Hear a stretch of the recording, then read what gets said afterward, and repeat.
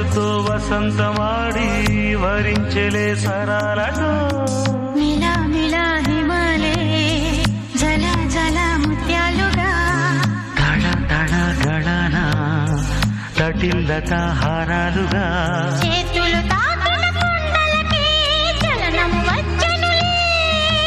ముందుకు సాగిన ముచ్చటలో మూవను పలికెనులే ఒక స్వర్గం తల వంచి ఇలా చేరే క్షణాలలో అందాలలో అహో మహోదయం భూలోకమే